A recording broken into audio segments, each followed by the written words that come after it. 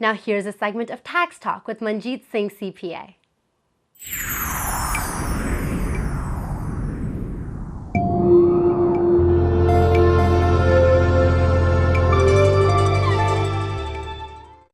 Good morning, ladies and gentlemen. This is Manjeet Singh from Manjeet Singh CPA office in Falls Church, Virginia. I have the honor of having Patrick Brown here from Internal Revenue Service, Criminal Investigation Division. Welcome to our show. We call it Tax Talk. Okay. And I stole it from the IRS website. I'll give the credit where the credit is due.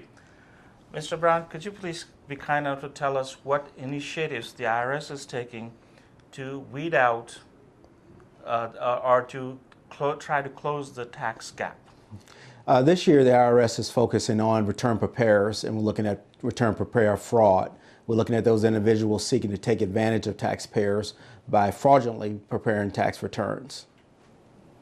Are you at liberty to discuss how you identify the preparer who is not complying with the tax regulations? So we have numerous systems that we look at the service center.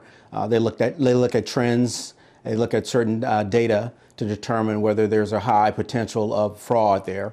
We also have agents that go out and they visit return preparers' offices and they see that they're doing the proper thing, and we do outreach type of work as well, where we educate tax return preparers.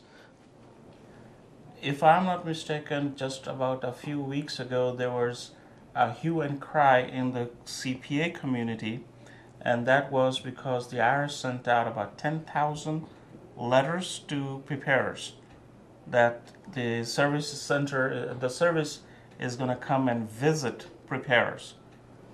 Certainly, and basically that's to educate them. The reason why we sent those letters out is not to deter those people out there doing the right thing and doing the things they should be doing. What we want to do is to weed out the individuals who are out there trying to take advantage of taxpayers. And most recently, we just had 2 cases that were indicted in the Richmond, Virginia area just this past week. There was Mr. Jones, Charvella Jones, and LaBarbara Jones. Were indicted last week in Richmond, and also we had a plea of another return preparer in Richmond as well, and that was Lolita Washington. So we are identifying those individuals and bringing those individuals to justice, and to make the playing field even for all of the preparers out there. Is the IRS recommending certain steps for the common taxpayers in order to select a preparer? Certainly. One main thing you want to look for is look for someone who does not base their fees on the amount of refund that you get back in the way of a percentage. You shouldn't go to anyone who promises to give you a high return on a refund even before they even look at your financial documents. And also look for someone that's probably going to be around well after April 15th.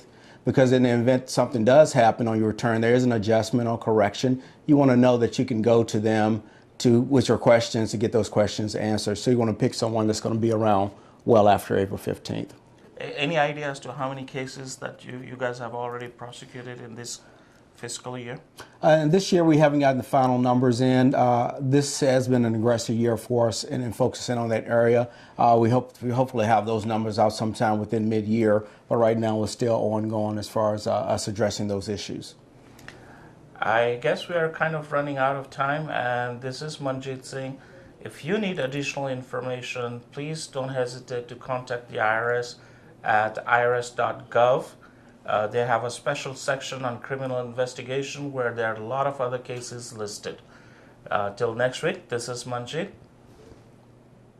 Thank you for coming. You're welcome. Thank you for having me.